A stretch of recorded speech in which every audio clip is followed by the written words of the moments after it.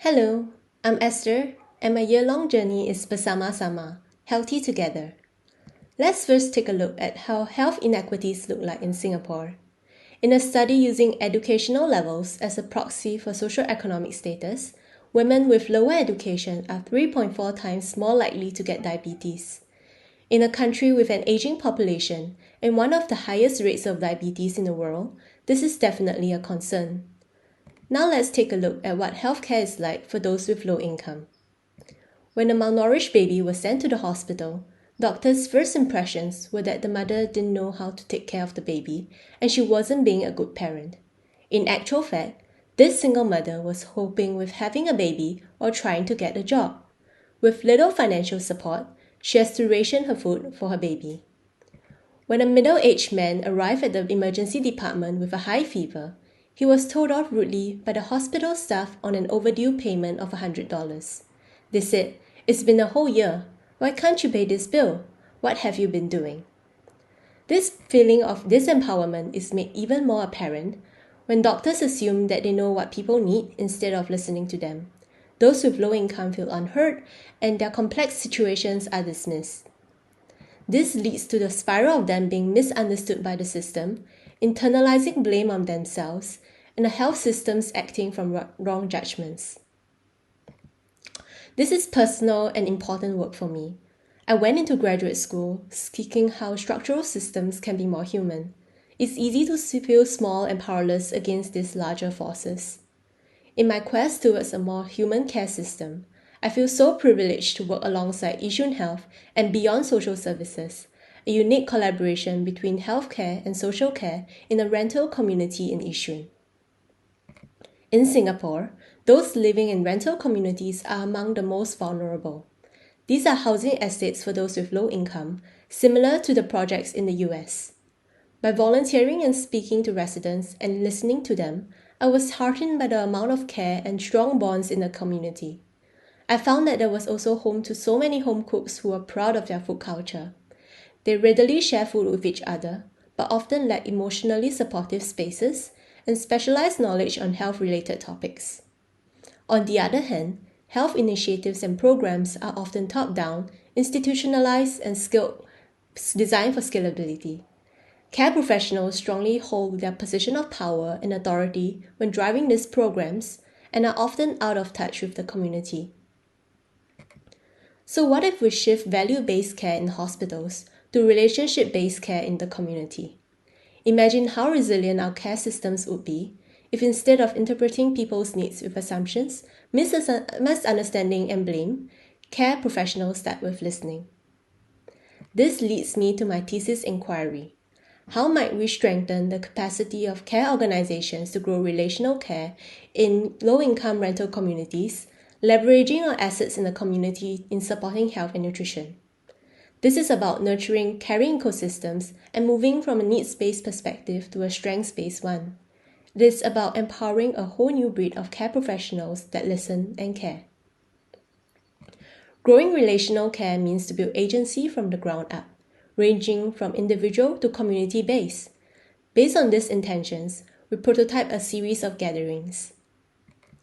With the passion that the community has around food, and the influence that nutrition has on chronic health, our gatherings centered on health and nutrition.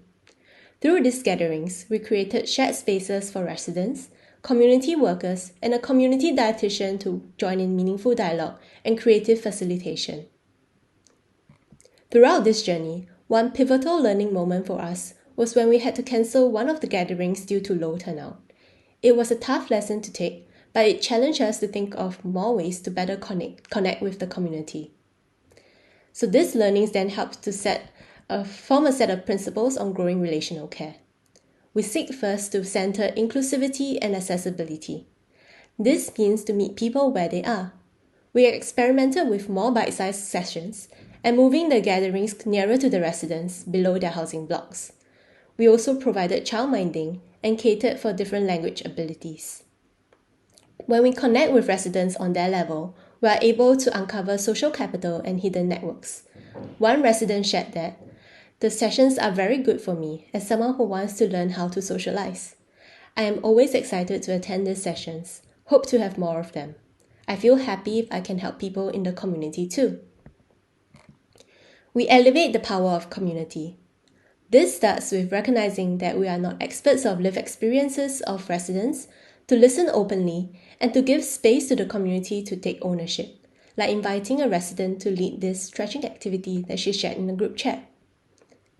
This quote from a community worker shares how gatherings are an invitation to reflect and participate, and also to shift power back to the resident in the autonomy of their care. We tend to the space, how we invite residents, the environment that they arrive in, the flow of activities from start to end. Every minor detail contributes to their gathering experience. We learn to be adaptive and flexible, and to show utmost care in creating a trusting and brave space. After joining our first gathering, a community dietitian shared that this was a new experience for me. I've never really been involved in something so open and fluid. It's a fantastic way to engage the community on health and nutrition, but in a very fun, artistic manner. Last but not least, relationships are at the center of everything we do. We foster genuine relationships with and within communities.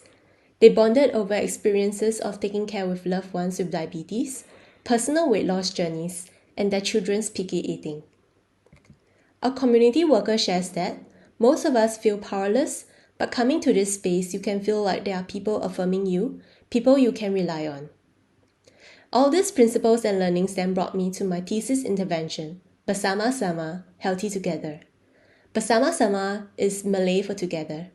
It is a collaborative field guide for care professionals and volunteers to grow relational care in rental neighborhoods through community-centered gatherings around health and nutrition. We value relationships, safety, compassion, autonomy, and ownership. Bersama-sama consists of a collaborative site, a growing repository of learnings, methods, and ideas where all gatherers can contribute to. It also has a Canvas template, a curated thought process for each gathering, from setting clear intentions, planning the space with inclusion and equity in mind, to harvesting insights and reflections. Here's a snippet of the field guide as explained by Izati, my community partner. Everyone can add on more power-ups if you want to, okay? Because it's a learning journey. The power-up allows us to make sense that our work can be engaged either better or be more ethical. So for example, if I know my single mothers got some language issue, then I should put a language accessibility as part of the planning. I got children, then I should put child minding. It makes us just think about what are the things that can happen that might affect the conversation to be a bit more meaningful. Bersama-sama is grounded in practicality and capacity building. The canvas helps us to create space for reflection, harvesting, and growing of knowledge. It allows us to slow down and treat relational care as a mindful practice. To respond effectively to the complex challenges of today, we need to make space for introspection. This community worker shares how Bersama-sama guides her to critically examine whose voices are included and excluded, and then proactively take steps to include those voices. Beyond a field guide, Bersama-sama is a change in mindset and a movement to bring power back to the communities in their care. I will continue to work with my community partners to expand this work, and others who are interested can also reach out and connect with us to explore ways to adapt Bersama-sama to their own contexts and communities. I hope to empower a new breed of relational care practitioners who approach care with intentionality and thoughtful relationship building. This quote speaks to this vision of mine, where instead of changing people, we create the context for them to act on the change that they want in their lives. So this is what a resilient care ecosystem looks like. Our single mother is now part of a community of fellow neighbors, care professionals, and volunteers who look out for her. She regularly gathers with other mothers of young children, where they share their stories of motherhood and time-saving tips in preparing nutritious foods for their kids. They recommend job opportunities to her through the community group chat. Community volunteers reach out to local grocers, and during these gatherings, the mothers work together with a community dietitian to put together a group buy with affordable, nutritious options. Our single mother feels heard, supported, and valued. Thank you for listening, and I invite you to join me on this journey to nurture caring ecosystems with heart.